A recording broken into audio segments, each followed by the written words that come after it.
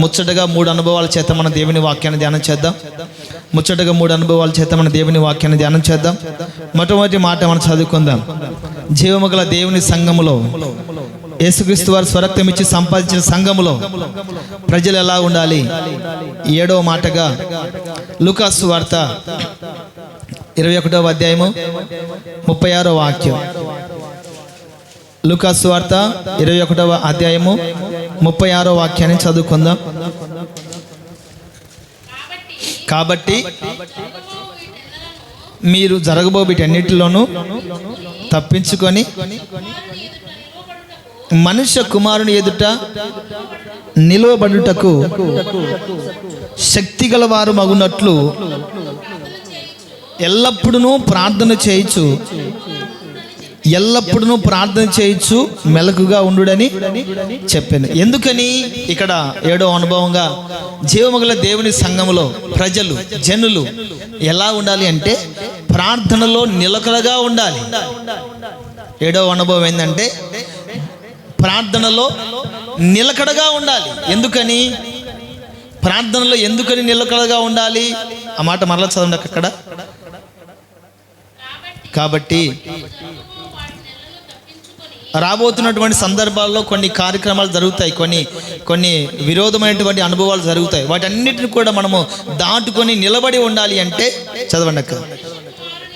మనుష్య కుమారుని ఎదుట నిలువబడుటకు శక్తి గలవారు మగునట్లు, ఇంకా చాలు, మనుష్య కుమారుని ఎదుట నిలబడుటకు శక్తి గలవారు మగునట్లు. మనుష్య కుమారుడు ఎవరు? యేసుక్రీస్తు ప్రభుల వారు. ఒకానొక దినాన మనము దేవుని ఎదుట నిలబడబోతూ ఉన్నాం. ఆమేన్. తెలుసా మీకు? తెలిస్తే ఎట్లా ఎందుకుంటామంటారా? ఒకానొక దినాన యేసుక్రీస్తు వారి ఎదుట మనం నిలబడబోతున్నాం, ప్రత్యక్షపోతూ ఉన్నాం. అందరు అంటారు కదా, పరలోకం వెళ్ళాలని. అక్కడికి వెళ్ళాలి. వెళ్ళిన తర్వాత ఏం చేయాలి? దేవుని ఎదుట మనం నిలబడాలి. దేవుని ఎదుట నిలబడాలంటే మనం ఎలా ఉండాలి? మనుష్య కుమారుని ఎదుట మనం నిలబడాలి అంటే శక్తి కలిగిన వారిగా ఉండాలి. మన దేవుడు బలహీనుడా? మన దేవుడు పాప్య? మన దేవుడు అపవిత్రమని కలిగిన వాడా? మన దేవుడు ఏమైనా బలహీనుడా అంటే కాదు. ఆయన ఎవరు అంటే శక్తిమంతుడు. Praise the lord. ఆయన ఎవరు అంటే బలవంతుడు. ఆ బలవంతుని ఎదుట మనం నిలబడాలి అంటే ఎలా ఉండాలి మనం? అమ్మా, ఇప్పుడు మీకు చెప్తాను. ఒక వ్యక్తితో మనం గొడవ పడాలనుకోండి, ఆ వ్యక్తి బలవంతుడై ఉన్నాడు. ఆ వ్యక్తితో మనం గొడవ పడాలంటే మనకేం ఉండాలి? బలం ఉండాలి కదా. శక్తివంతుని ఎదుట నిలబడాలి అంటే మనం ఎలా ఉండాలి? శక్తివంతులుగా ఉండాలి. కనుకనే మనుష్య కుమారుని ఎదుట మీరు నిలబడినట్లు మీరు ఎలా ఉండాలి? శక్తి గలవారమై ఉండి తర్వాత ప్రార్థనలో నిలకడగా ఉండాలి. Praise the lord. ప్రార్థనలోను చదవండి అక్క. ఎల్లప్పుడూ ప్రార్థన చేయుచు మెలకుగా ఉండుడని చెప్పాను. ఎల్లప్పుడూ ప్రార్థన చేయుచు మెలకుగా ఉండాలి. మనం చెప్పుకునేటువంటి మాటలో 7వ పాయింట్గా అనుభవం ఏంటంటే ప్రార్థనలో నిలకడగా ఉండాలి. మెలకువ సంగతి మళ్ళీ తర్వాత చూద్దాం. ప్రార్థనలో ఎల్లప్పుడూ ప్రార్థన చేస్తూ ఉండాలి. ఆ ప్రార్థనలో నిలకడగా ఉండాలి. ప్రార్థనలు నిలకడగా ఉండడం ఏంటి అని అనుకోవచ్చు. ఎలాగంటే చెప్పనా, ప్రారంభంలో ఎవరైనా బాప్తిసం తీసుకున్నారనుకోండి, వాళ్ళకున్నటువంటి ఉజ్జీవం, వాళ్ళకున్నటువంటి వైరాగ్యం, వాళ్ళకున్నటువంటి ఆసక్తి ఎవరికి ఉండదు. బాప్తిసం తీసుకున్న కొత్తలు ఎక్కువగా ప్రార్థన చేస్తారు. క్రమక్రమంగా ఏమైపోతుందంటే గంట ప్రార్థన చేసేవాళ్ళు 3/4 గంటకు వస్తారు, తర్వాత అర్ధ గంటకు వస్తారు, తర్వాత 10 నిమిషాలకు వస్తారు, తర్వాత ఏం చేసుకున్నావులే రోజు ప్రార్థనేనా? అప్పుడు క్రమక్రమంగా వాళ్ళు ఏమయ్యారు? బలవంతులైన వారు బలహీనులుగా మారిపోయారు, శక్తివంతులైన వారు శక్తిహీనులుగా మారిపోయారు. మనుష్య కుమారుని ఎదుట మన శక్తి కలిగిన వారిగా నిలబడాలి అంటే ప్రార్థనలో క్రమం తప్పకుండా మనము ప్రార్థన చేయాలి. ఎల్లప్పుడూ కూడా ప్రార్థన చేయాలి. శక్తివంతుని మనం ఎదుర్కోవాలి అంటే శక్తిని పొందుకోవాలి, బలమును పొందుకోవాలి. కనుక ఈ బలమును మనం పొందుకోవాలి అంటే ప్రార్థనలో నిలకడగా ఉండాలి. అంటే వీళ్ళు క్రమక్రమంగా తగ్గించుకుంటూ వచ్చేవారు. వారిని ఏమంటారంటే నిలకడను వాళ్ళు కోల్పోయారు. ప్రార్థన చేసే విధానాన్ని వాళ్ళు కోల్పోయారు. ప్రార్థనలో ఉన్నటువంటి శక్తిని వాళ్ళు కోల్పోయారు. ప్రార్థనలో ఉన్నటువంటి ఆనందాన్ని వాళ్ళు కోల్పోయారు. ప్రార్థన అంటే దేవునితో మాట్లాడడం, ప్రార్థన అంటే దేవునితో సహవాసం చేయడం, ప్రార్థన అంటే దేవుని స్వరాన్ని వినటం, ప్రార్థన అంటే దేవుని ఆలోచన తెలుసుకోవటం. ప్రార్థన చేయలేదనుకోండి, వాళ్ళు నిలకడని కోల్పోయారు. ప్రార్థన చేయడం కోల్పోయారు. కనుకనే వీళ్ళు ఏమంటారంటే శక్తిహీనులుగా మారిపోతారు. కనుకనే ప్రియమైన వాళ్ళారా, మనుష్య కుమారుని మనం ఎదుర్కోవాలి అంటే, మనుష్య కుమారుని ఎదుట మనం నిలబడాలి అంటే మనకేం కావాలంటే ఫస్ట్ నిలకడ కావాలి, తర్వాత శక్తి కావాలి. Praise the lord. అందరూ వెళ్ళరండి పరలోకానికి.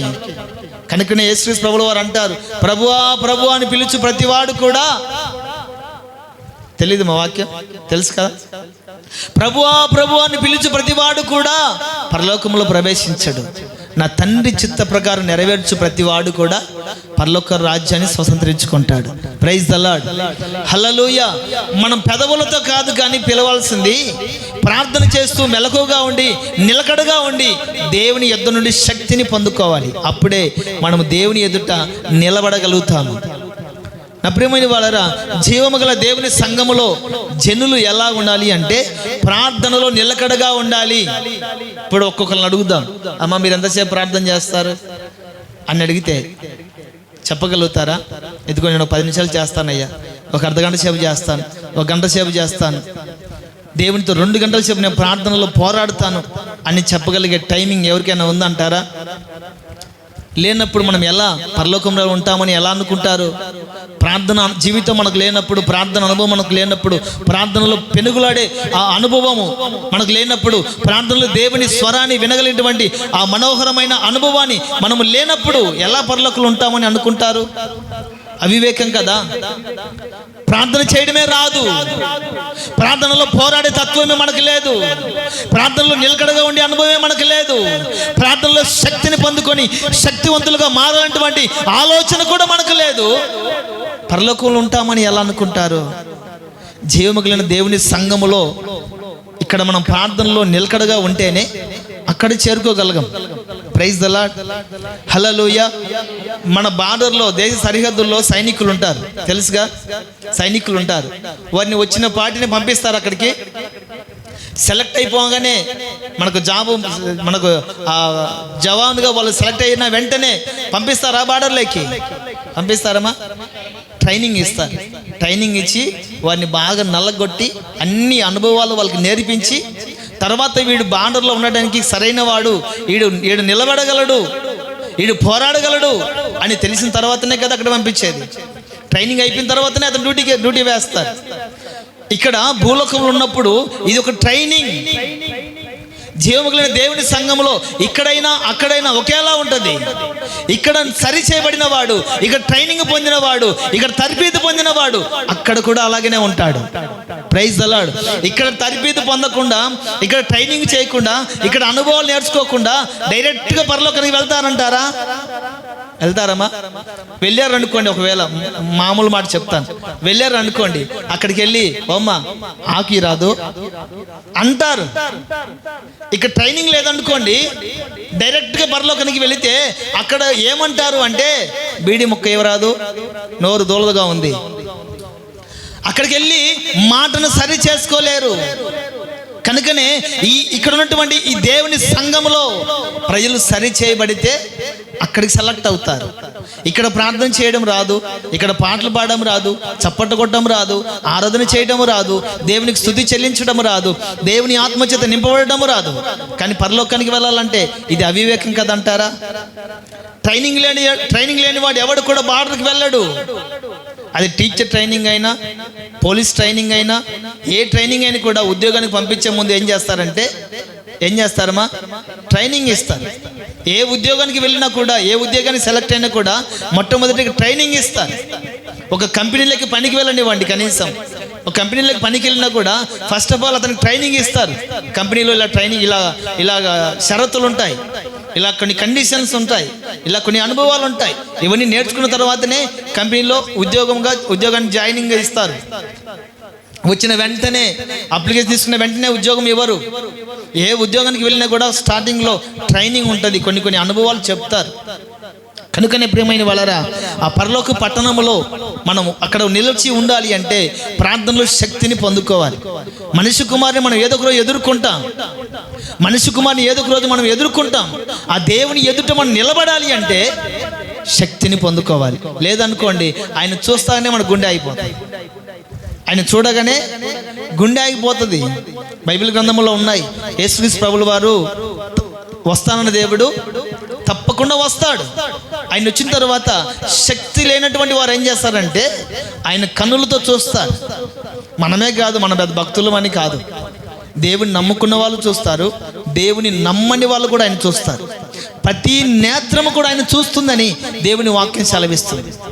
ప్రతి నేత్రం కూడా ఆయన చూస్తుంది. అయితే శక్తివంతులైనటువంటి వారు, ప్రార్థనలో నిలకడగలిగిన వాళ్ళు ఆయన ఎదుర్కొంటారు, ఆయనతో కూడా కొనిపోబడతారు. అయితే ప్రార్థన అనుభవం లేని వాళ్ళు ఏం చేస్తారంటే ఆ కన్నులతో దేవుని చూసి గుండెలు బాదుకొని ఏడుస్తారు. శక్తి లేదు కాబట్టి, ఆయన ఎదుర్కోదగినటువంటి సామర్థ్యం వారిలో లేదు కాబట్టి గుండెలు బాదుకొని ఏడుస్తూ ఉంటారు. కనుకనే ప్రేమని వాళ్ళరా, ఆ విడవబడినటువంటి వారిలో మనం ఉండకూడదు, కానీ ప్రార్థనలో శక్తిని పొందుకొని మనుష్య కుమారుని ఎదుర్కొనేటువంటి సామర్థ్యం కలిగినటువంటి వారిగా మనం ఉండాలి. ఆమేన్, ఆమేన్, హల్లెలూయా. 7వ అనుభవంగా జీవముగల దేవుని సంఘములో జనులు ఎలా ఉండాలి అంటే ప్రార్థనలో నిలకడగా ఉండాలి. నిలకడగా ఉంటే ఆటోమేటిక్గా శక్తి వచ్చేస్తుంది. నిలకడ లేకపోతే, ప్రార్థన చేసే అనుభవం లేకపోతే శక్తి ఆ నుంచి వస్తుంది? అమ్మా వస్తుంది అంటారా? ఫస్ట్ ఆఫ్ ఆల్ అమ్మ వస్తుందా? రాదు కదా. Praise the lord. ప్రార్థనలో మనం నిలకడగా ఉండడం నేర్చుకోవాలి. ఈరోజు 10 నిమిషాలు ప్రార్థన చేస్తాం అనుకోండి, రేపు 15 నిమిషాలు, తర్వాత 20 నిమిషాలు, తర్వాత అర్ధగంట, తర్వాత ఇంకా ఎంతసేపు పెరిగినా కూడా అంత శక్తిని మనం పొందుకుంటాం. మన పితరులు చాలామంది మన కళ్ళు ఎదుటే మహిమలో ప్రవేశించారండి. దైవజనులు భక్త సింగ్ గారు తెలుసా? భక్త సింగ్ గారు ఆయన ప్రారంభించినటువంటి పరిచర్య హైదరాబాద్లో ఉంది. ఆయన మరొకరి నుంచి ప్రార్థన చేస్తే ఆయన మోకాళ్ళకి ప్రార్థన చేసి మీరు ఇప్పటికి వెళ్ళినా కూడా సాక్ష్య ఆధారాలు సహా అక్కడ ఉన్నాయి. మన బండలు ఉన్నాయి కదా, బండలు, టైల్స్ కూడా కాదు, బండలు, ఒక జానడమైన లోతు గుంతలు పడ్డాయంట. బండలు గుంతలు పడ్డాయంట. ఆయన ఎంతగా ప్రార్థన చేస్తే బండలు కూడా కరిగిపోయాయి. ఆలోచించేయండి. ఇంతగా ప్రార్థన చేశాడు కాబట్టి ఆయన భారతదేశాన్ని కదిలించాడు. Praise the lord. ఆ ప్రార్థన జీవితం ఏం చేసిందంటే ఆయన ఒక శక్తివంతునిగా మార్చింది. అంత మాత్రమే కాదు, భారతదేశాన్ని కూడా కదిలించింది ఆయన చేసిన ప్రార్థనలో అంతగా బలము పొందినటువంటి మన పితరులు అనేక మంది ఉన్నారు.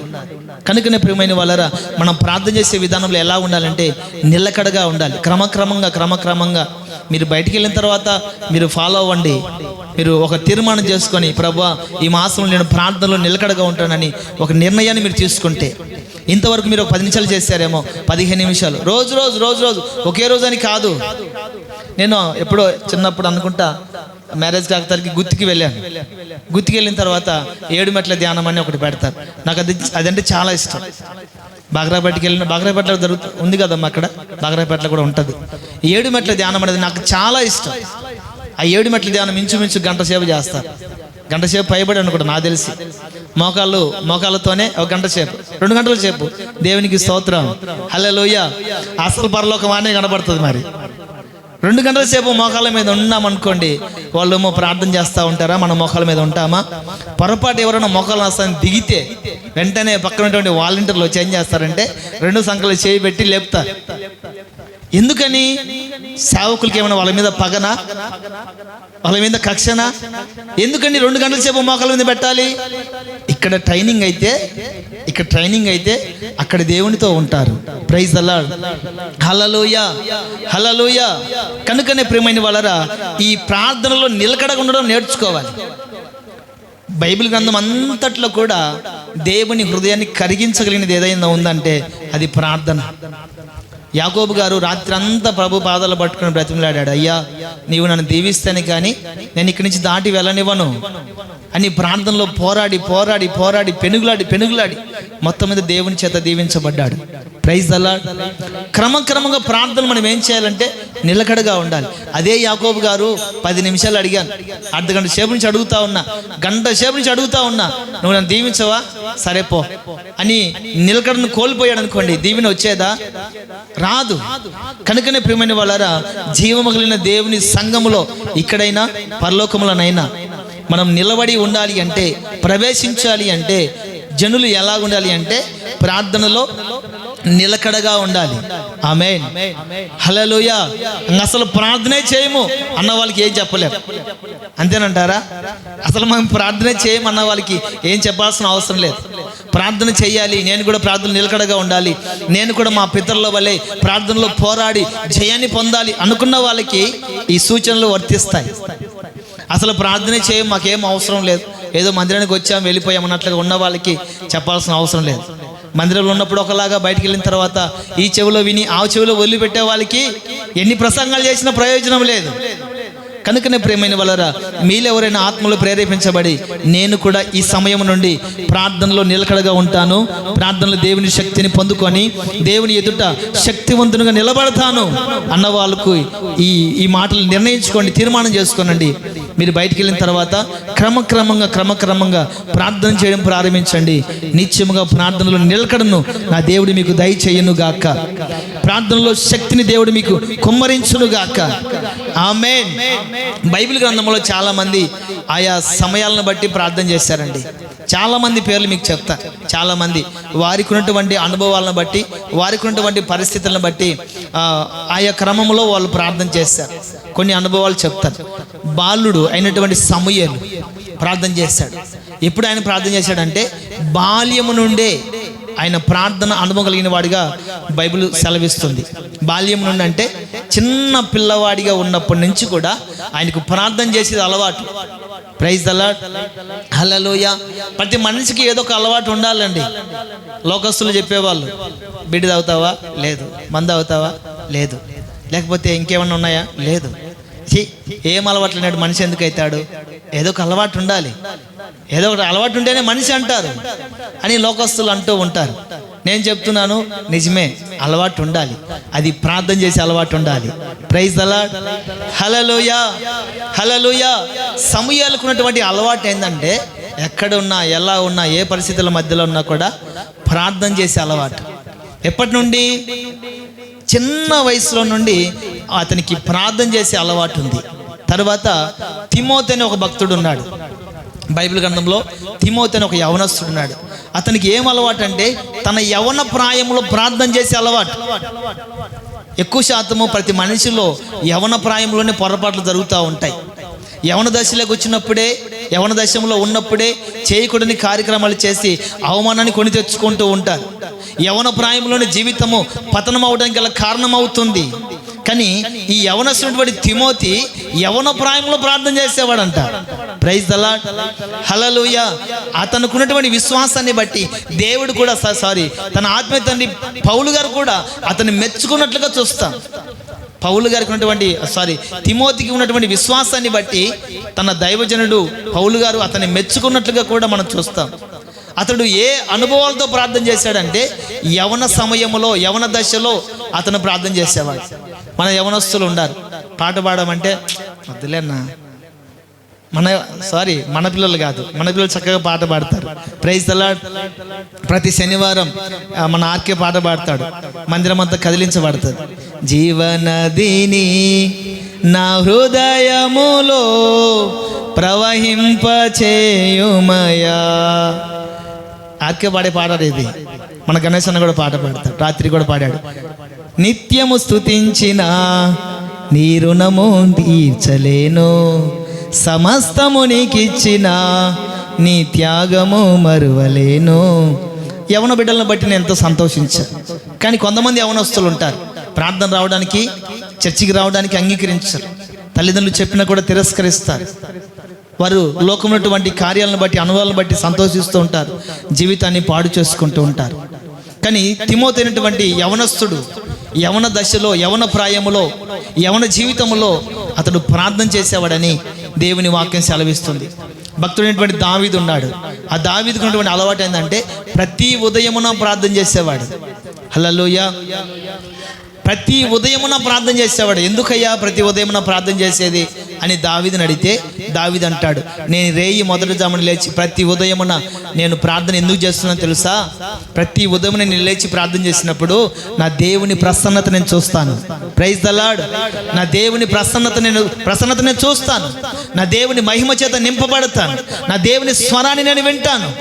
రేయి మొదటి జామున ప్రతి ఉదయమున దేవుని ముఖదర్శనాన్ని నేను చూస్తాను.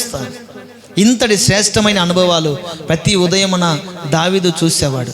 ప్రతి ఉదయమున ప్రార్థన చేసే వ్యక్తి ఎవరంటే దావీదు. అలాగే మధ్యాహ్న సమయంలో ప్రార్థన చేసే వ్యక్తి ఉన్నారు. ఎవరు అతనంటే Daniel. Praise the Lord. Hallelujah. ప్రతి మధ్యాహ్న సమయంలో దానియేలు ప్రార్థన చేసేవాడు. ప్రతి రాత్రి పౌలు శీలలు ప్రార్థన చేసేవారు. రాత్రి అయినప్పటికీ కూడా రాత్రి పౌలు శీలలు ప్రార్థన చేశారండి. ఆ రాత్రి వాళ్ళు ఎందుకు చేశారు అని ఒకసారి మనం ఆలోచన చేస్తే మీకు వివరించాలని ఇష్టపడుతున్నాను. ఎందుకంటే ఇవన్నీ ఆశామాషిగా వచ్చినటువంటి అనుభవాలు కాదు. ఈ పౌలు శీలలు రాత్రి దేవునికి ఎందుకు ప్రార్థన చేశారు? వాళ్ళు సువార్త ప్రకటిస్తూ ఉంటే కొంతమంది సైనికులు వచ్చి వాళ్ళని పట్టుకొని వెళ్ళి చాలా చాలా గాయపరిచారు.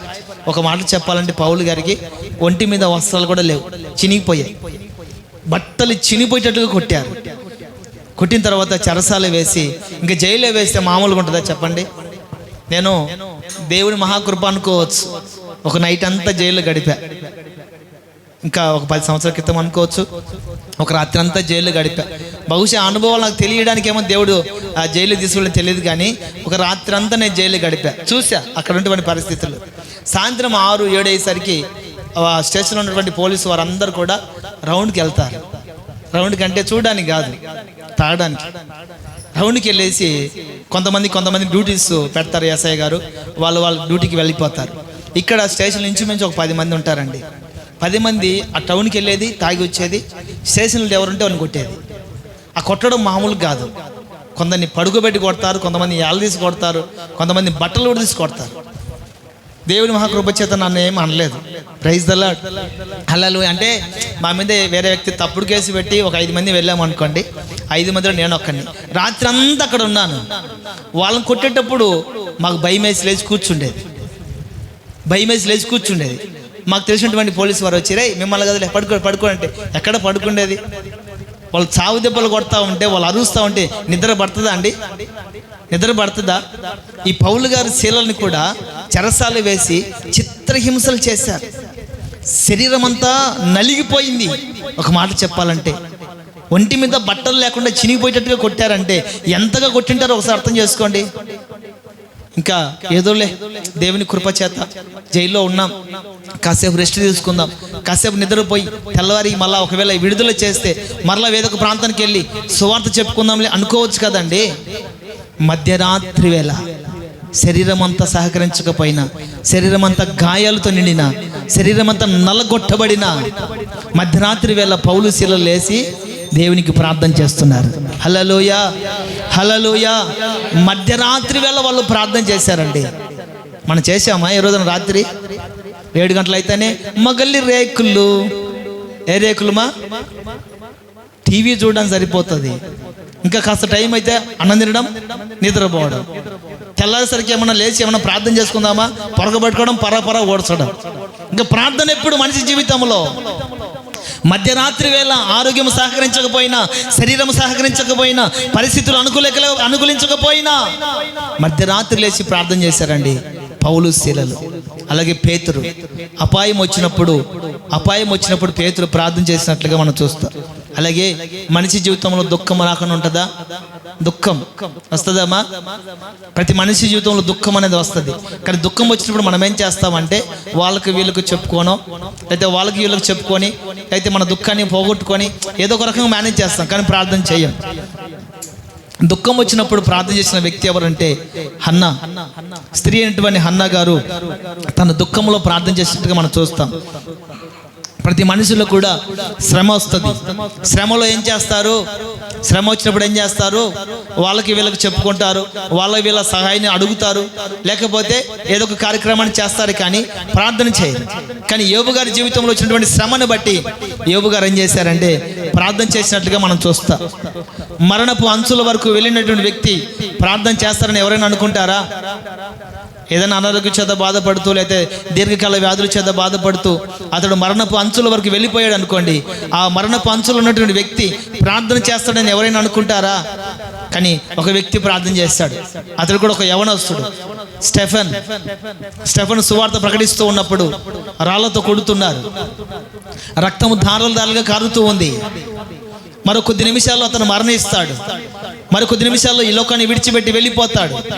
ఆ మరణపు అంచులలో గాయాలతో నిండిపోయాడు, రక్తము ధారలుగా కారుతూ ఉంది. కనీసం నిలబడడానికి కూడా అవకాశం లేదు. ఇంకా పడిపోయే సమయంలో మోకరించి ప్రార్థన చేస్తాడు. అప్పుడు అతని స్థితి ఏంటంటే మరో కొద్ది గంటలో చనిపోతాడు. మరణపు అంచుల వరకు వెళ్ళినటువంటి వ్యక్తి ప్రార్థన చేస్తున్నాడు.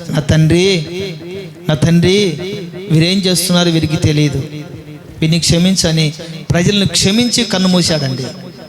మరణపు అంచుల్లో ప్రార్థన చేసి బ్రతికినటువంటి వారు కూడా చాలామంది ఉన్నారు. నాకు తెలిసినటువంటి దైవజనుడు పాస్టర్ మోహన్ శ్రీ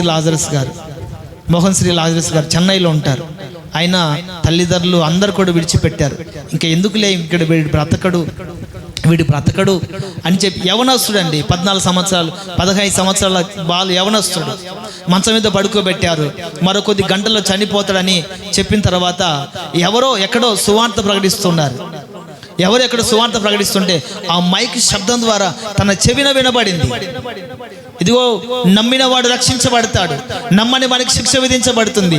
యేసుక్రీస్తు వారు యందు విశ్వసించిన వాడు చనిపోయినా కూడా మరలా బ్రతుకుతాడు. Praise the lord. చనిపోయినా కూడా మరలా బ్రతుకుతాడు, అతనికి మరణం అంటూ ఉండదు అని ఎక్కడో సువార్త ప్రకటిస్తూ ఉంటే ఆ మాట వినగానే, ఆ సువార్త వినగానే మరణ పడకల్లో ఉన్నటువంటి వ్యక్తి అలాగే కళ్ళు మూసుకొని చిన్న ప్రార్థన చేస్తాడంట. తెలిసి తెలియని ప్రార్థన. యేసుక్రీస్తు వారు అంటే ఎవరో తెలియనటువంటి వారు ఏమని ప్రార్థన చేస్తారండి? అయ్యా యేసు ప్రభువా, నీవు జీవగలిగిన దేవుడవని, నిన్ను నమ్ముకుంటే మరణం ఉండదని, నిన్ను నమ్ముకుంటే మరణం నుండి విడిపిస్తారని ఎక్కడో వినబడితే నేను విన్నాను. మీరు నన్ను మరణం నుండి విడిపించగలిగిన దేవుడవని నేను విశ్వసిస్తున్నాను. నేను నీకు సాక్షిగా బ్రతుకుతాను.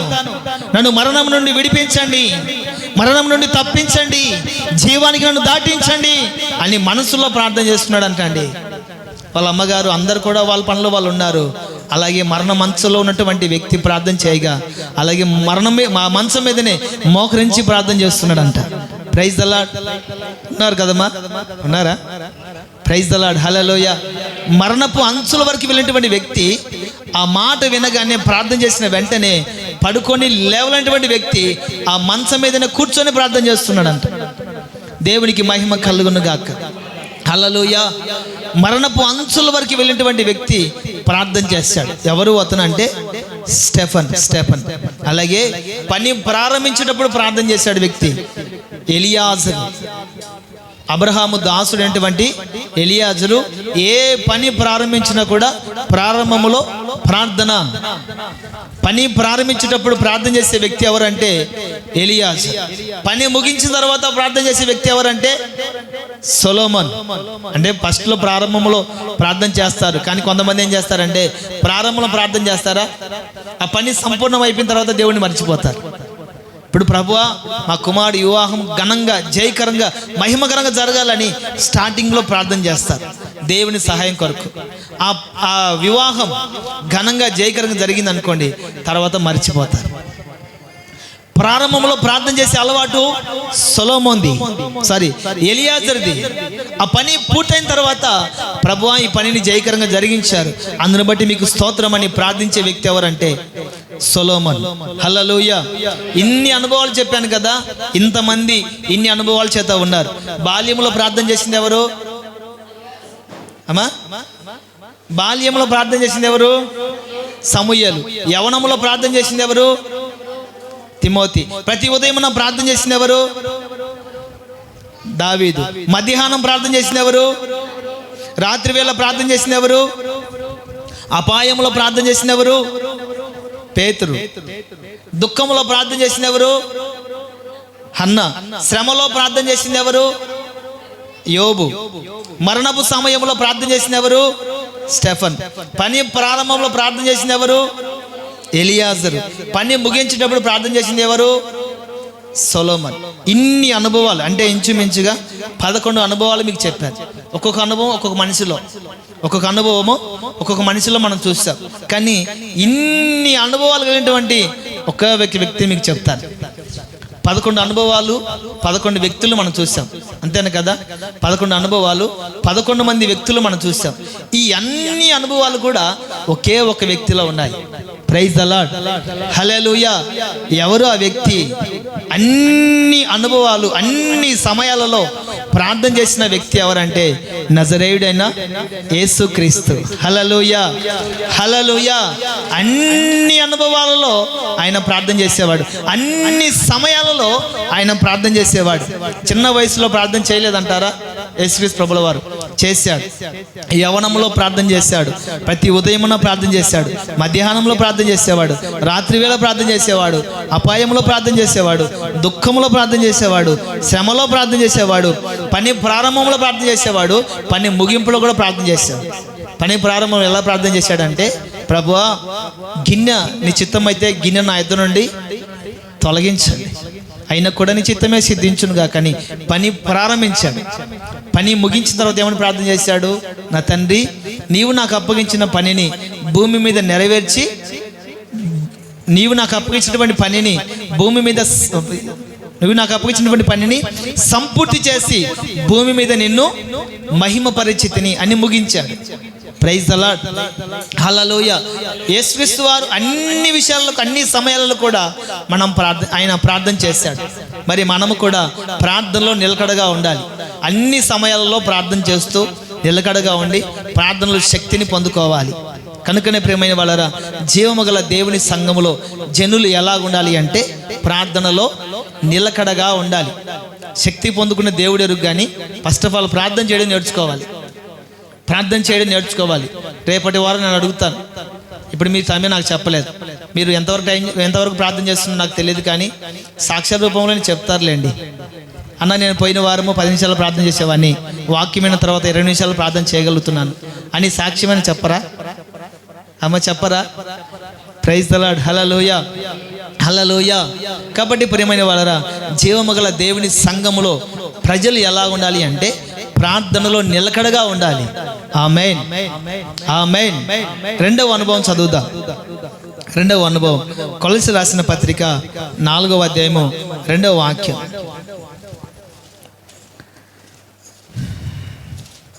కొలస్సీ రాసిన పత్రిక 4వ అధ్యాయము 2వ వాక్యం.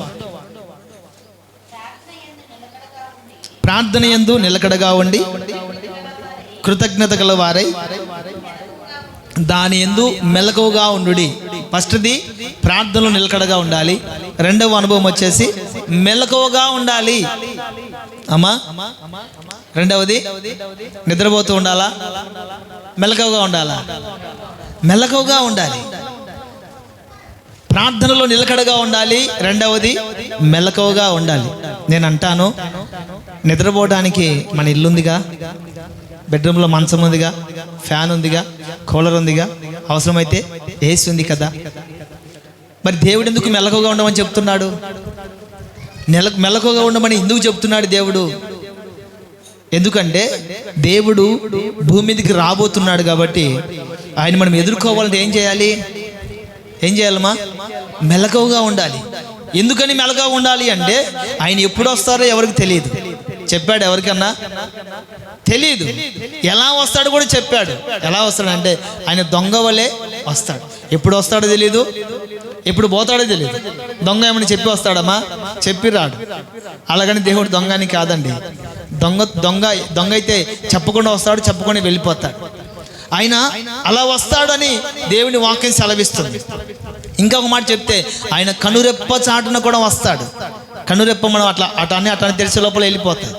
అంత రెప్పచాటున ఆయన వస్తాడని దేవుని వాక్యం సెలవిస్తుంది. ఇంత కఠినముగా ఈ అనుభవాలు ఉన్నప్పుడు మనం ఎలా ఉండాలి అంటే మెలకువగా ఉండాలి. ప్రైజ్ ది లార్డ్, హల్లెలూయా. ఆయన దొంగ వలె రానివ్వండి, మనం మెలకువగా ఉండాలి. ఆయన చెప్పకుండా రానివ్వండి, మనం మెలకువగా ఉండాలి. ఆయన కనురెప్పచాటున రానివ్వండి, రెప్పచాటున రానివ్వండి, మనం మెలకువగా ఉండాలి. ఆయన ఎలా వచ్చినా, ఏ సందర్భాన్ని బట్టి వచ్చినా కూడా మనం మెలకుగా ఉన్నామనుకోండి, ఆయనతో కూడా కొనిపోబడతాం. Praise the lord. లేదు నేను రాను పరలోకానికి, నేను ఇక్కడే ఉంటా అనుకున్న వాళ్ళకి మెలకువ అవసరం లేదు. 10 మంది కన్యకలు, 5 మంది కన్యకలు మెలకువ కలిగి ఉన్నారు, 5 మంది కన్యకలు మెలకువ లేకుండా నిద్రపోతూ ఉన్నారు. అంటే భక్తి కలిగినటువంటి కన్యకలేమో మెలకువగా ఉన్నారు, భక్తి లేని భక్తిహీనత కలిగినటువంటి బుద్ధిహీనత కలిగినటువంటి కన్యకలేమో అప్పుడు వచ్చినప్పుడు మేలుకుందాంలే, ఆయన వస్తాడని ఎప్పటి నుంచో చెప్తున్నారు, కానీ ఆయన వచ్చినప్పుడు మేలుకుందాంలే, ఆయన వచ్చిన తర్వాత కాసేపు నిద్రపోదా అని బుద్ధిహీనత కలిగినటువంటి కన్యకలు ఏం చేశారంటే వారికి ఉన్నటువంటి దీపాలను ఆర్పేసుకున్నారు. నూనె అయిపోయింది, ప్రార్థన జీవితము లేదు, మెలకువ కలిగిన జీవితము లేదు. ఒక వ్యక్తి వెలిగించబడుతున్నాడంటే కారణం అతనిలో ప్రార్థననే ధూపం వేయబడుతూ ఉంది. ఇప్పుడు ఒక దీపం ఉందనుకోండి, ఆ దీపం వెలగడానికి గల కారణం ఏంది అమ్మా? ఆ బుడ్డిలో ఉన్నటువంటి నూనె ఉన్నంత వరకు ఆ దీపం వెలుగుతూనే ఉంటుంది. నూనె లేదనుకోండి, దీపం ఏమైపోతుంది? కాలి బూడిదైపోతుంది. ఒక వ్యక్తి దేవుని రాకడకు వెలుగుతూ ఉండాలి అంటే, మెలకువగా ఉండాలి అంటే అతనిలో ఏముండాలి? ప్రార్థన ఉండాలి. ప్రార్థన జీవితంలోని వ్యక్తి ఏం చేస్తాడంటే దీపం మారిపోతుంది, అతడు కూడా నిద్రపోతాడు. ఈ బుద్ధి కలిగినటువంటి కన్యకలు దీపాన్ని వెలిగించుకొని మనుష్య కుమారుని కొరకు ఎదురు చూస్తూ ఉన్నారు. బుద్ధి లేని కన్యకలు ఏం చేస్తారంటే దీపాలు ఆరిపోయాయి, అంటే వారిలో ప్రార్థన జీవితం లేదు, దీపాలు ఆరిపోయాయి. వస్తాన్న దేవుడు తప్పకుండా వచ్చాడు. వచ్చిన తర్వాత ఈ దీపాలు, ఎవరైతే దీపాలు వెలిగించుకొని ప్రార్థన అనుభవం కలిగి దీపాలు వెలిగించుకొని ప్రభు రాకడ కొరకు ఎవరైతే మెలకువగా ఉన్నారో ఈ 5 మంది బుద్ధి కలిగిన కన్యకలు ప్రభుతో కూడా ఎత్తబడ్డారు. దీపాలు ఆర్పేసుకొని ప్రార్థన జీవితము లేకుండా, మెలకువ లేకుండా నిద్రపోతున్నటువంటి 5 మంది బుద్ధిహీనత కలిగినటువంటి కన్యకలు, బుద్ధి లేని కన్యకలు విడవబడ్డారు. నా ప్రియమైన వాళ్ళరా, ఎత్తబడితే కలిగే ప్రయోజనం ఏంటో, విడవబడితే కలిగే బాధకరమైన అనుభవం ఏంటో మనకు తెలుసు కదమ్మా. విడవబడిన వారు ఎక్కడికి వెళ్తారు?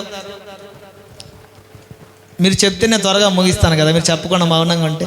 ఎత్తబడిన వారు ఎక్కడికి వెళ్తారు? దేవుని రాజ్యానికి వెళ్తారు. విడవబడిన వారు ఎక్కడికి వెళ్తారు? పాతాళంలోకి వెళ్తారు. అక్కడ రోదన్నయ్యో, పళ్ళు కొరుకుటయ్యో, గుండెలు బాదుకోవటము, ఏడ్చడం, అంగలార్చడం, నరకయాతన అనుభవిస్తూ ఉంటారు. అక్కడికి వెళ్ళడం ఎంతవరకు న్యాయం అంటారు? కనుక అక్కడికి వెళ్ళకుండా ఉండాలంటే మనం ఏం చేయాలి? మెలకువగా ఉండాలి. పేతురు, ఎన్నిసార్లు లేపేది? మెలకుని ప్రార్థన చేయి అని దేవుడు చెప్తున్నాడా? అటు చెప్పి అటు పోగానే గురకలు వేసి నిద్రపోతా ఉంటాడు. పేతురు, మెలకువగా ఉండి ప్రార్థన చేయి అని ఎంత చెప్పినా కూడా పేతురు నిద్రపోతానే ఉంటాడు. నేను చిన్నపిల్లలుగా ఉన్నప్పుడు సిగట్లో లేచి స్తోత్ర ప్రార్థన, సిగట్లో రేయి మొదటి జామున ప్రార్థన చేయడానికి లేపుతానా? బలవంతంగా లేపి తీసుకుని వచ్చి ప్రార్థనలు కూర్చోబెడితే నిద్రపోతూ ఉంటారు, చప్పట్లు కొడతా ఉంటారు. అంటే నిద్రపోకుండా ఉండడానికి మనం ప్రయత్నం చేయాలి, మెలకుగా ఉండడానికి ప్రయత్నం చేయాలి. అక్కడ పేతురుని దేవుడు ఎందుకు చెప్పాడంటే శోధనలో ప్రవేశించబడకుండానట్లు నువ్వు మెలకువగా ఉండి ప్రార్థన చేయి. మన జీవితంలోకి శోధన రావడం గల కారణం ఏంటి తెలుసా? మనకు ప్రార్థన లేకపోవడం. మన జీవితంలోకి శ్రమలు రావడానికి గల కారణం ఏంటి తెలుసా? మనకు ప్రార్థన లేకపోవడం. మన కుటుంబంలో సమాధానం లేకపోవడానికి గల కారణం ఏంటి తెలుసా? ప్రార్థన లేకపోవడం. మన కుటుంబంలోకి, మన జీవితంలోకి వ్యాధులు సోకడానికి గల కారణం ఏంటి తెలుసా? ప్రార్థన లేకపోవడం. కనుకనే యేసుక్రీస్తు ప్రభువు వారు పేతురుతో అంటాడు, పేతురు, నీవు శోధనలో ప్రవేశించబడకున్నట్లు మెలకువగా ఉండి ప్రార్థన చేయి. అతను నిద్రపోతానే ఉన్నాడండి, చెప్పిన మాట వినలేదు, నిద్రపోతానే ఉన్నాడు. రావాల్సినటువంటి శోధన రానే వచ్చింది. హలో పేతురు, నువ్వు కూడా యేసుతో ఉన్నవాడివే కదా అంటే, లేదండి ఆయన ఎవరో నాకు తెలియదు. శోధన కాదా? అదే మెలకుగా ఉండి ప్రార్థన చేస్తే ఆ శోధన నుండి తప్పించబడేవాడు కదా. అప్రియమైన వాళ్ళరా, ఎందుకని మనం మెలకుగా ఉండాలి అంటే ప్రభు వస్తున్నాడు కాబట్టి, ఆయన మనం ఎదుర్కోవాలి కాబట్టి, ప్రభు రాకడలో మనం కూడా ఎత్తబడాలి కాబట్టి మెలకువగా ఉండాలి. ఆమేన్, హల్లెలూయా. ఎలా మెలకువ కలిగిన వాళ్ళు ఎలా ఉండాలి? కొరింథీయులకు రాసిన మొదటి పత్రిక 16-13 వాక్యాన్ని ఒకసారి మనం చూద్దాం. మెలకువ కలిగిన వాళ్ళు ఎలా ఉండాలి? కొరింథీయులకు రాసిన మొదటి పత్రిక 16వ అధ్యాయము 13వ వాక్యం.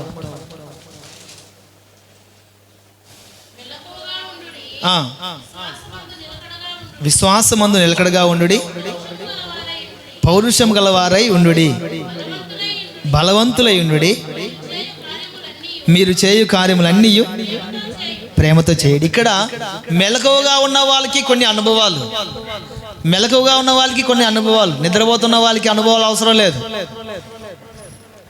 మెలకువగా ఎలా ఉండాలి? మెలకువగా ఉన్నారనుకోండి, ఈ మెలకువగా ఉన్న వాళ్ళు ఎలా ఉండాలి అంటే విశ్వాసమందు నిలకడగా ఉండాలి. మెలకువగా ఉండడం మాత్రమే కాదు, నేను తెల్లార్దులు మేల్కొన్నాను అంటే కుదరదు. మెలకువగా ఉన్నప్పటికీ కూడా విశ్వాసములో నిలకడగా ఉండాలి. మెలకువగా ఉండి విశ్వాసం లేకపోతే ప్రయోజనం లేదు. మెలకువగా ఉండి విశ్వాసములో నిలకడగా ఉండాలి. ఇప్పుడు ఆ బుద్ధిహీనత కన్యకలు విడవబడడం గల కారణం ఏంటంటే విశ్వాసాన్ని కోల్పోయారండి. బుద్ధి కలిగిన కన్యకలేమో వస్తానన్న దేవుడు తప్పకుండా వస్తాడు అనే నమ్మకంతో చూస్తున్నారు. ఈ బుద్ధి లేని కన్యకలు ఏం చేశారంటే విశ్వాసంలో నిలకడని కోల్పోయారు. నిలకడగా లేరు, విశ్వాసంలో నిలకడలేరు. కనుకనే మెలకువగా ఉన్న వాళ్ళలో ఉన్నటువంటి అనుభవాలు ఏంటంటే మెలకువగా ఉన్న వాళ్ళు విశ్వాసంలో నిలకడగా ఉండాలి. రెండవ దక్క పౌరుషము గలవారై ఉండాలి. అమ్మా వినాలి. ప్రైజ్ ది లార్డ్, హల్లెలూయా, హల్లెలూయా. మెలకుగా ఉన్న వాళ్ళకి ఉండాల్సిన మొట్టమొదటి అనుభవం ఏంటంటే విశ్వాసములు నిలకడగా ఉండాలి. రెండవది పౌరుషంగా. మెతతో మాట్లాడచ్చుగా, తగ్గేదిలే, దాంతో నేనేంది మాట్లాడేది. ఇటువంటి విషయాల్లో మనకు పౌరుషం ఉంటుంది. అమ్మ మీ మామ పిలుస్తాడు పో, ఆయనతో నేనేంది మాట్లాడేది. ఆయన ఎన్ని మాట్లాడినాడు నీకు తెలుసా? తగ్గేదిలే. ఎందుకంటే పౌరుషం. ఏదైనా మీ భర్త ఏదైనా అన్నాడు అనుకోండి, అతని దగ్గరికి వెళ్ళి ప్రేమగా మాట్లాడదంటే నేను మాట్లాడను అన్నాడు. నేను మాట్లాడి మళ్ళీ నేను ఆయన దగ్గరికి వెళ్ళి మాట్లాడాలా? తగ్గను. ఎందుకంటే పౌరుషం. ఎవరైనా పొరపాటు ఒక మాట అన్నారనుకోండి, ఆ మాటనే పట్టుకొని పౌరుషంగా నిలబడి ఉంటారు. ఏమంటే పౌరుషం. బా ఎంత పౌరుషం బా, ఆమెకి ఎంత రోషం బా అంటాం కదా. మెలకుగా ఉన్నటువంటి మనము కూడా పౌరుషం కలిగి ఉండాలని దేవుని వాక్యం సెలవిస్తుంది. ప్రైజ్ ది లార్డ్, హల్లెలూయా. ఏ విషయంలో పౌరుషంగా ఉండాలి? మనం మెలకుగా ఉండేటప్పుడు కొన్ని శోధనలు వస్తాయి.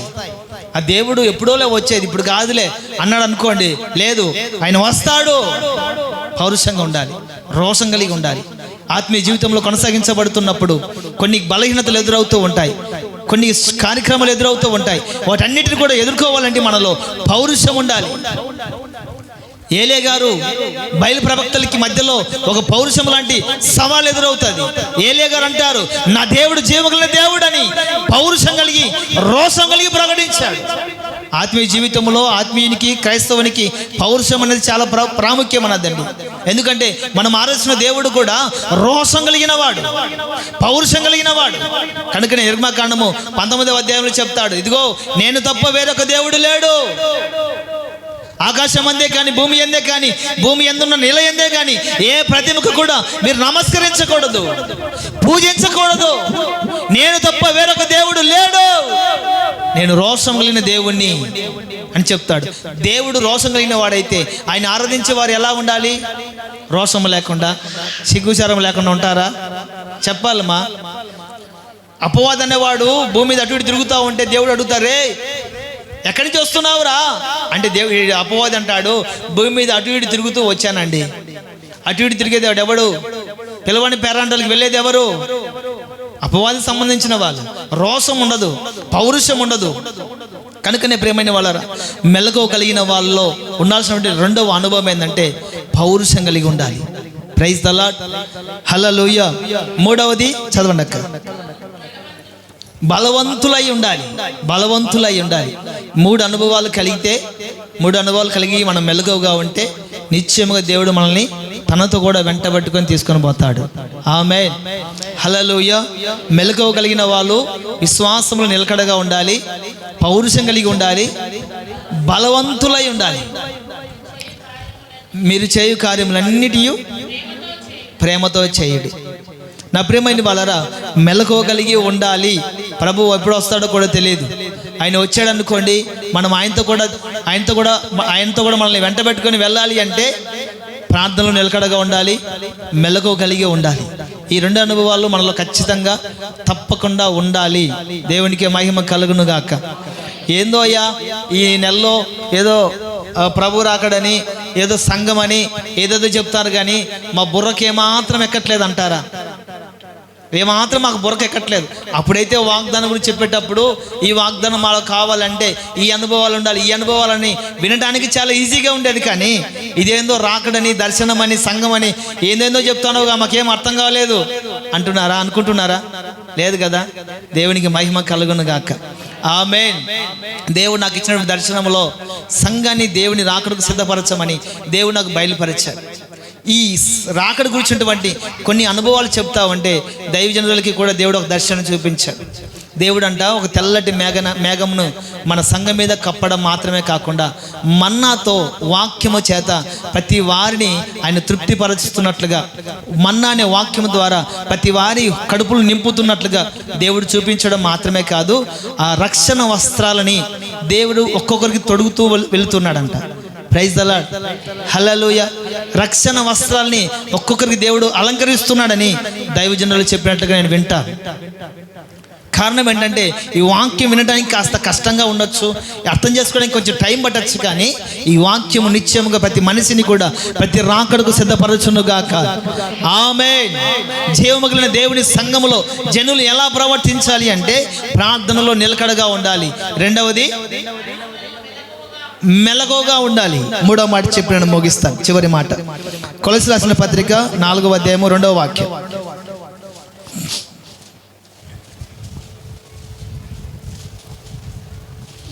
4వ అధ్యాయం 2వ వాక్యం. కొలస్సీయులకు రాసిన పత్రిక 4వ అధ్యాయం 2వ వాక్యం. ప్రార్థన యందు నిలకడగా ఉండి కృతజ్ఞత గలవారై దాని యందు మెలకువగా ఉండండి. కృతజ్ఞత కలిగి మనం ఉండాలి. ఒకటేమో ప్రార్థనలో నిలకడగా ఉండాలి, రెండవదేమో మెలకువగా ఉండాలి, మూడవదేమో కృతజ్ఞత కలిగి ఉండాలి. అమ్మా చెప్పాలి. మూడవది కృతజ్ఞత కలిగి ఉండాలి. ఎవరికి? సంఘానికి. ఎవరికి? దేవునికి కృతజ్ఞత కలిగి ఉండాలి. కృతజ్ఞత అంటే ఎలా కలిగి ఉండాలయ్యా అని అనుకుంటారు కదా. కొంతమంది చెప్తూ ఉంటారు సాక్ష్యం, ఈ సంఘానికి రావడం వల్ల నా బ్రతుకు మారింది. ఆమేన్. ఈ సంఘములో చేసేటువంటి ప్రార్థన నా జీవితంలో నెరవేర్చబడింది. ఈ సంఘములో చేసే ఆరాధనతో నేను దేవుని స్తుతించగలుగుతున్నాను. ఇవన్నీ మనము పొందుకున్న తర్వాత అప్పుడు మనం కృతజ్ఞత ఎవరికి చూపించాలి? దేవునికి ప్లస్ సంఘానికి. ప్రైజ్ ద లార్డ్, హల్లెలూయా. ఒక మాట చెప్తాను, ఎగ్జాంపుల్. దైవజనుడు, నా ఆత్మీయ తండ్రి దైవజనుడు యేసన్న గారు ఒక వ్యక్తికి ఇలా సువార్త మీటింగ్స్లలో వాక్యం చెప్తూ ఉంటే ఒక వ్యక్తి ఆ మాటలను విని ఆకర్షించబడి యేసన్న గారి దగ్గరికి వచ్చి, అయ్యా నేను యేసుక్రీస్తు వారిని నమ్ముకుంటాను, ఆయన నా జీవితంలో నన్ను దర్శించాడు, నాతో మాట్లాడాడు. ఆ వాక్యం విన్నప్పటి నుంచి కూడా నాలో తెలియనటువంటి ఒక ఆవేదన, ఒక ఆనందం, ఒక తెలియనటువంటి సంతోషం కలుగుతూ ఉంది. దేవుని నన్ను అంగీకరించాలని పరిశుద్ధాత్మ దేవుడు నన్ను ప్రేరేపిస్తూ ఉన్నాడు. నేను రక్షించబడి మారుమనసు పొంది బాప్తిసం తీసుకోవాలనుకుంటున్నానని అతను ఆత్మచేత ప్రేరేపించబడిన వాడై, ఆత్మచేత రేపించబడిన వాడై యేసన్న గారి దగ్గరికి వచ్చి అడిగిన తర్వాత ఇది నిత్యముగా దేవుని ప్రేరేపణ అని చెప్పి అతనికి బాప్తిసం ఇస్తారు. బాప్తిసం ఇచ్చిన తర్వాత క్రమం తప్పకుండా ప్రార్థనలో వచ్చేవాడు, క్రమం తప్పకుండా సంఘ క్రమంలో పాల్పంపులు పొందేవాడు, క్రమం తప్పకుండా బలార్థంలో పాల్పంపులు పొందేవాడు. అతడు అన్ని విషయాల్లో కూడా సంఘానికి సహకారిగా ఉన్నాడు. అతని జీవితంలో ఎన్నెన్నో మేలులు కూడా పొందాడండి. అది ఉద్యోగమే కావచ్చు, అతడు పొలం కొనే విషయంలో కావచ్చు, అతడు కోరుకున్న సమస్తము కూడా అతని జీవితంలో దేవుడు నెరవేరుస్తూ వచ్చాడు. ప్రతి విషయంలో కూడా కొన్ని సందర్భాల్లో వారు ఇరువురు భార్య భర్తలు కూడా విడిపోయినటువంటి సందర్భం ఎదురైనప్పుడు దైవ సేవకులు వెళ్ళి ఇరువురికి చెప్పి ఇరువురిని కలిపి మరలా ఇరువురిని సంఘానికి నడిపించడం కూడా జరిగింది. వారి బిడ్డల విషయాల్లో కూడా దేవుడు చదువుల విషయంలో కానీ ఉద్యోగ విషయంలో కానీ ప్రతి విషయంలో కూడా అతని జీవితంలో దేవుడు సమస్తమును కూడా సమకూడి జరిగిస్తూ వచ్చాడు. ఈ వ్యక్తి ఎందుకో తెలియదు, భక్తిలో నమ్మకంగా ఉన్నాడు, ప్రార్థనలో నమ్మకంగా ఉన్నాడు, సంఘానికి సహకారంగా ఉన్నాడు, అన్ని విషయాల్లో బాగానే ఉన్నాడు. కానీ ఒక్కసారి ఒక తలంపు కలిగింది. ఏంటంటే ఇంత భక్తి చేస్తున్నాను కదా, ఎవడో అన్నాడంట అన్నీ ఉన్నప్పుడు అనుభవించాలి, కానీ అన్నీ పోయిన తర్వాత ఏమిరా నువ్వు అనుభవించేది, ఈ వయసులో నీకు భక్తి అవసరమా, ఈ వయసులో నీకు భక్తి అవసరమా అని ఎవడో అన్నాడంట. ఆ మాటలను బట్టి మరలా ఆకర్షించబడి ఇంకా భక్తికి బలవంతంగా వస్తున్నాడు, మందిరానికి బలవంతంగా వస్తున్నాడు. ఎలా అంటే మందిరంలో వారంలో ఎన్ని వారాలు, నెలకి ఎన్ని వారాలు, 2 వారాలు వచ్చేవాడు, తర్వాత 1 వారం వచ్చేవాడు, తర్వాత క్రమక్రమంగా నెలకోసారి బోధనలు అనుకుంటా మందిరాన్ని నిర్లక్ష్యం చేస్తున్నాడు. చివరికి ఏసన్న గారు మరలా దగ్గరికి వెళ్ళి, అయ్యే బాబు ఇదివరకు ఇలా ఉండవు కదా, ఇప్పుడు ఇలా ఎందుకు అయిపోయావు? పౌలు గారు గలతీ సంఘాన్ని హెచ్చరించినట్టుగా, ఓ అవివేకులైన గలతీలారా, మిమ్మల్ని ఎవడు భ్రమ పెట్టాడు అడిగినట్లుగా ఏసన్న గారు కూడా అతను అడిగాడంట. ఎందుకని నువ్వు క్రమక్రమంగా బలహీనమైపోతున్నావు, ఎందుకని సంఘాన్ని మీద నిర్లక్ష్యం చూపుతున్నావు, నిన్నెవడు భ్రమ పెట్టాడు అని అడుగుతుంటే, అది కాదండి ఏసన్న గారు, నాకు దేవుడు అంటే ఇష్టమే, సంఘం అంటే చాలా ఇష్టమే, నన్ను సంఘంలో చాలామంది గౌరవిస్తారు, ప్రేమిస్తారు, అభిమానిస్తారు, మీరంటే నాకు ఇంకా ఇష్టమే, మరి ఎందుకని మందిరానికి రావట్లేదు అని అడిగితే ఆ వ్యక్తి చెప్తున్నటువంటి మాట ఏంటంటే, నేను కొద్ది రోజులు లోకంలో కలిసిపోవాలనుకుంటున్నాను. ఏంటిమా కొద్ది రోజులు, ఇప్పుడు కొత్తగా డీజే పెడుతున్నారు కదా, కాసేపు డాన్స్ చేసి వస్తా అంటే లోకానికి ఆకర్షించబడ్డాడు. నేను ఇప్పుడు మరలా లోకంలోకి వెళ్దామని అనుకుంటున్నాను, వయసు ఉంది కదా, ఆరోగ్యం ఉంది కదా, అనుభవించడానికి అన్నీ ఉన్నాయి కదా, నేను కొద్ది రోజులు లోకంలో కలిసిపోయి మళ్ళీ తర్వాత వద్దామని అనుకుంటున్నాను అని చెప్పిన తర్వాత ఏసన్న గారు, సరే నాయన నీ ప్రేరేపణ నేనెందుకు కాదనాలి, ఒకప్పుడు నువ్వే దేవుని ఆత్మ నన్ను ప్రేరేపిస్తూ ఉంది, నేను మారు మనసు పొందాను, రక్షించబడ్డాను, నా బాప్తిసం ఇవ్వండి అని అడిగింది నువ్వే, ఇప్పుడేమో మరలా లోకం నన్ను ప్రేరేపిస్తూ ఉంది, నేను వెళ్ళి లోకంలో కలిసిపోవాలనుకుంటున్నానని చెప్పేది కూడా నువ్వే, కాబట్టి నీ ప్రేరేపణ నేనెందుకు కాదనకూడదు, సరే వెళ్ళు అని చెప్పిన తర్వాత ఆ మందిరం దాటి వెళ్ళక మునిపి మరలా రిటర్న్ వచ్చి, అన్నగారు ఒక మాట మాట్లాడాలని మీతో. ఏంటి? వెళ్ళే ముందు చిన్న ప్రార్థన చేయవా? ఎక్కడికి వెళ్తున్నాడు అమ్మా చెప్పాలి, ఎక్కడికి వెళ్తున్నాడు? లోకంలోకి. వెళ్ళే ముందు చిన్న ప్రార్థన చేస్తే నేను తిరిగి వస్తా అన్నప్పుడు, సరే నేను ప్రార్థన చేస్తాను, కానీ నేను ప్రార్థన చేసే ముందు ఒక మాట నీకు చెప్తాను, దాన్ని బట్టి నువ్వు ప్రార్థన చేయి, తర్వాత నీకు నేను ప్రార్థన చేస్తాను అని చెప్పిన తర్వాత, సరేనండి అలాగేనండి ప్రార్థన చేస్తానని, సరే 10 నిమిషాలు ప్రార్థన చేసుకుని రా అని చెప్పిన తర్వాత ఏసన్న గారు ఏం చెప్పారంటే, నువ్వు సంఘానికి రాక మునుపు, దేవుడు నిన్ను దర్శించక మునుపు నీ స్థితి ఎలాగుండేదో అవన్నీ కూడా జ్ఞాపకం చేసుకొని ప్రార్థన చేయి. ప్రభువా, తిరుగుబోతున్నయ్యా, త్రాగుబోతున్నయ్యా, పనికి మాలు వాడినయ్యా, నన్ను నువ్వు దర్శించావు, నాతో నువ్వు మాట్లాడావు, త్రాగుడు నుండి విడిపించావు, తిరుగుబోతు నుండి నా కాళ్ళను కట్టేసావు, సమాధానం లేనటువంటి నా కుటుంబంలో సమాధానం ఇచ్చావు, ఇవన్నీ కూడా దేవునికి అప్పగించి తర్వాత నా దగ్గరికి నేను ప్రార్థన చేస్తాను అని చెప్పిన తర్వాత తన జీవితాన్ని ప్రారంభం నుండి ఆనాటి వరకు తన జీవితం ఎంత చెడిపోయిందో, ఎంత అవమానాలు అనుభవించాడో, ఎంత కృంగిపోయాడో అవన్నీ తలుచుకుంటూ ప్రభువా ఇవన్నీ నా జీవితంలో చేసావు, ఇవన్నీ చేసావు, ఇవి చేసావు అని లాస్ట్కి ఏం చేశాడంటే, ఇన్ని చేసిన నిన్ను విడిచిపెట్టి నేను ఎక్కడికి పోతానయ్యా, హల్లెలూయా, నా జీవితంలో నా కుటుంబంలో ఇన్ని చేసినటువంటి నిన్ను విడిచి నేను ఎక్కడికి పోతానయ్యా అని కృతజ్ఞత కలిగిన వాడై సంఘములో స్థిరపరచబడ్డాడు. ఆమేన్, ఆమేన్. మనం ఏదో నోటి మాటతో ఆవేశములు అంటామండి, ఏం చేసేవాడండి దేవుడు అని తొందరపడి అంటాం. ఈరోజు మనం బ్రతికి ఉన్నాము అంటే అది ఆయన కృప. ఇంకేం చేయాలి? మనకు ఏమైనా చేశాడని మనకు తెలియాలి అంటే, ఇదిగో చూపు లేని వారి దగ్గరికి వెళ్ళి నిలబడు. వాళ్ళు ఎంత శోభ అనుభవిస్తున్నారో అది వారికి తెలుసు. ఆ బాధ మనకు లేదు కదా. కాళ్ళు లేని వారి దగ్గరికి వెళ్ళి నిలబడు. కాళ్ళు లేకుండా వాళ్ళు ఎంతగా ఇబ్బంది పడుతున్నారో, కాళ్ళుండి మనం ఎంత నిర్లక్ష్యం చేస్తున్నామో మనకు తెలుస్తుంది. నేను కరోనా టైంలో హాస్పిటల్కి వెళ్ళి చూశానండి. ఒకప్పుడు దేవుని కార్యాన్ని చిన్న చూపు చూసేవానే, కానీ కరోనా టైంలో మేము హాస్పిటల్లో వెళ్ళి ఇంచుమించు 23 రోజులు ఉన్నాను. ఆ హాస్పిటల్ నేను చూశాను. ప్రజలు అనుభవిస్తున్నటువంటి బాధ, ఎంత వేదన అనుభవిస్తున్నారో నేను కళ్ళతో చూశానండి. అక్కడ ఎవరైనా సరే దేవుడు ఏం చేశాడు నాకు అని అడిగారు అనుకోండి, ఒకసారి హాస్పిటల్ దగ్గరికి తీసుకెళ్ళి ఒక రోజంతా అక్కడ పెట్టండి, తెలుస్తుంది దేవుడు వాళ్ళకేం చేశాడో ఇతనికి ఏం చేశాడో. కనుక ప్రియమైన వాళ్ళారా, జీవముగలని దేవుని సంఘములో మనం ఎలా ఉండాలి అంటే, మూడవదిగా అమ్మా కృతజ్ఞత కలిగి ఉండాలి. కృతజ్ఞత కలిగి ఉండాలి. పౌలు గారు అంటారు, ఒకప్పుడు పౌలు గారు ఎవరు? దూషకుడు, హానికరుడు, హంతకుడు. ఈ పౌలు గారిని దేవుడు దర్శించిన తర్వాత చివరికి ఆయన చనిపోయే ముందు కూడా ఒకటే మాట అంటాడు, నేనేమై ఉన్నానో అది దేవుని కృప. ఎంతటి కృతజ్ఞత అండి పౌలు గారికి. నేను ఏమై ఉన్నానో అది దేవుని కృప అని పౌలు గారు చెప్తారు. తిమోతి గారు కూడా సేమ్ అదే చెప్తారు. నేను ఈరోజు బ్రతికున్నానంటే, ఈరోజు నేను విశ్వాసంలో నిలకడగా ఉన్నానంటే, ఆత్మీయతలో నిలకడగా ఉన్నానంటే, దేవుని మహిమపరుస్తున్నాను అంటే, సమాధానంగా నేను ఉన్నాను అంటే అది దేవుని కృప. దేవుని కృప అని కృతజ్ఞతను చెల్లించినటువంటి వారు చాలామంది బైబిల్ గ్రంథంలో ఉన్నారు. కాబట్టి నా ప్రియమైన వాళ్ళరా, జీవము కలిగిన దేవుని సంఘములో జనులు ఎలా ప్రవర్తించాలి అంటే, ప్రార్థనలో నిలకడగా ఉండాలి. రెండవది మెలకువగా ఉండాలి. మూడవది కృతజ్ఞత కలిగి ఉండాలి. ప్రతి విషయంలో 3 పూట అన్నం తింటున్నాము అంటే కారణం ఏందండి? మన భక్తినా, మన శక్తినా, మన జ్ఞానమా? చెప్పాలి. అది దేవుని కృప. హల్లెలూయా. ప్రియమైన వాళ్ళరా, పోయిన బుధవారం అనుకుంటా, బుధవారం అంటే చెప్పడానికి కొంచెం ఇబ్బందికరంగా ఉంది, కానీ తప్పదు. ఇంట్లో డబ్బులు లేవండి. నా జీవితంలో జరిగినటువంటి సందర్భాన్ని చెప్తాను.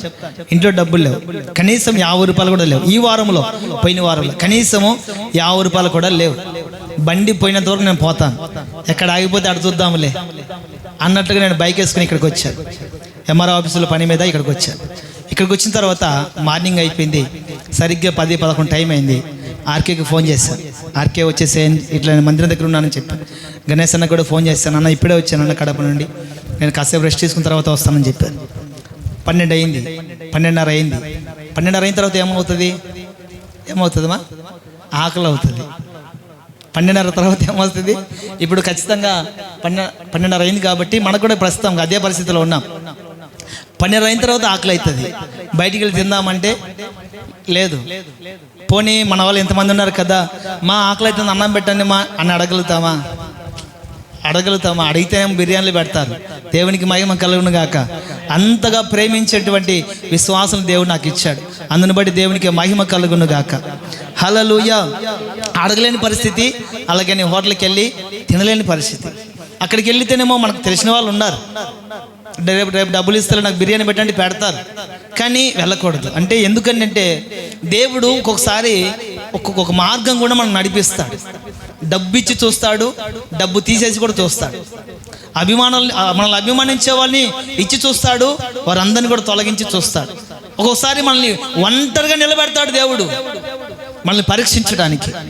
ఒంటరిగా నిలబెడతాడు మనల్ని పరీక్షించడానికి.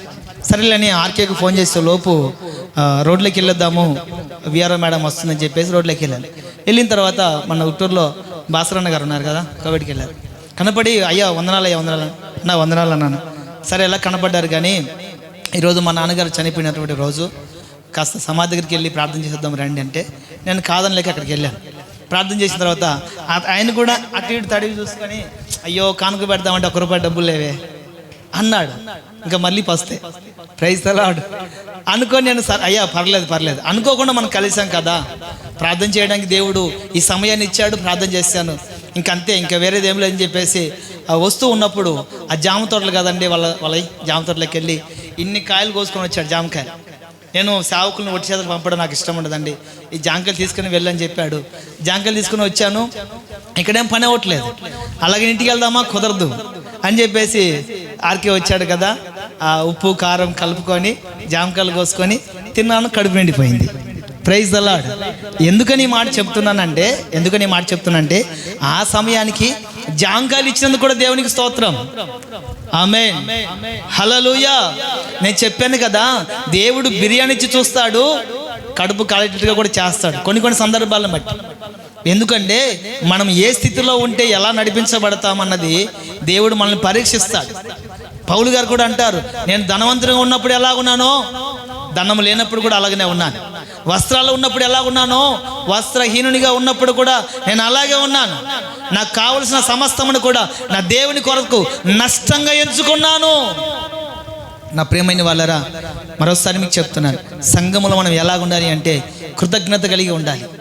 నాకు ఆకలి అవుతుంది ప్రభువా, నీ సేవకుని కదా నేను, నన్నేంది పస్తు పెడుతున్నావే, నీకు ఇది న్యాయమా అని అడగచ్చు, అడగకూడదు. ప్రైజ్ ద లార్డ్, హల్లెలూయా. దేవునికి మహిమ కలుగును గాక. కాబట్టి ప్రియమైన వాళ్ళరా, మన జీవితంలో ఏమి జరిగినా ఏమి జరగకపోయినా కూడా దేవునికి సంఘానికి మనం ఎలా ఉండాలి అంటే కృతజ్ఞత కలిగి ఉండాలి. రే ఏబో, నీ పిల్లలు చచ్చిపోయారా, నీ పిల్లలు చచ్చిపోయారు. ఏబో అంటాడు, దేవుడిచ్చాడు, దేవుడు తీసుకున్నాడు, దేవునికి మహిమ కలుగును గాక. ఎవడన్నా చెప్తాడండి ఆ మాట? కళ్ళు ఎదుటే కన్న బిడ్డలు చనిపోతే ఎవరైనా అంటారా ఆ మాట? అన్నాడు అంటే వాడు కృతజ్ఞత కలిగిన వాడు. ప్రైజ్ ద లార్డ్, హల్లెలూయా. కాబట్టి ప్రియమైన వాళ్ళరా, జీవముగల దేవుని సంఘములో జనులు ఎలా ప్రవర్తించాలి అంటే ప్రార్థనలో నిలకడగా ఉండాలి, రెండవది మెలకువగా ఉండాలి, మూడవది కృతజ్ఞత కలిగి ఉండాలి. నా కంఠంలో ఊపిరినంత వరకు ఫస్ట్ ఆఫ్ ఆల్ దేవునికి కృతజ్ఞుడై ఉంటాను, రెండవది మీకు కృతజ్ఞత కలిగి ఉంటాను. ఎందుకంటే ఈరోజు ఈ పరిచర్య ఇంతవరకు కొనసాగించబడడానికి గల కారణం మీ సహకారం. ఆమేన్, ఆమేన్. ప్రారంభం నుండి ఈనాటి వరకు ఎంతో ఎంతో ఎంతో సహకరించిన వాళ్ళు ఉన్నారు. కనుక ఎల్లప్పుడూ కంఠంలో ఊపిరినంత వరకు మొదటగా దేవునికి, తర్వాత మీ అందరికీ కూడా నేను కృతజ్ఞతై ఉంటానని దేవుని సన్నిధిలో నేను చెప్తున్నాను. దేవునికి మహిమ కలుగును గాక. కనుకని ప్రియమైన వాళ్ళరా, జీవము కలిగిన దేవుని సంఘంలో జనులు ఎలా ఉండాలో 3 మాటలుగా దేవుడు మనతో మాట్లాడే ఉన్నాడు. ఈ 3 అనుభవాలను బట్టి మనము ఒక తీర్మానం కలిగి ప్రార్థన చేద్దాం. అందరు కూడా మోకరించి కళ్ళు మూసుకొని అందరు కూడా